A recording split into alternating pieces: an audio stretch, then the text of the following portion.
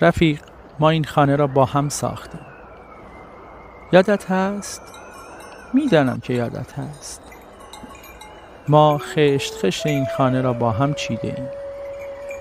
با دستهای صبورمان، با قدمهای نه آنچنان بزرگمان و با نگاهمان به نور، با تلاشها، تردیدها و امیدهامان، با شیرینی فرانسه، کافه کوبا، امران، با درکه، گیلبوم، دیلمان، با هر قسمت از فرنز، با هر اپیزود رادیو دیو و صدای عاطفه و رضا.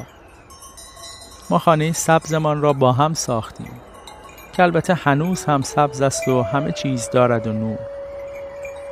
رفیق، فقط خواستم بگویم این روزها اگر گاهی دلتنگم، فقیرم و جهانم خفته است، یادم هست و تنها یک چیز کم دارم.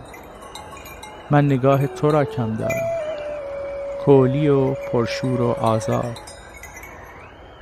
راستی دارم صدای خسرو را میشنوم، سیاه ابران.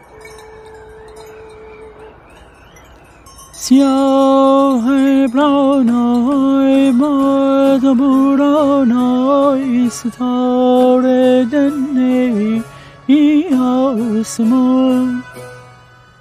سیاه ابرانای باد بورانای ستاره دنی ای آسمان. ترسم وقتی می کنم وای بوزای می بوزن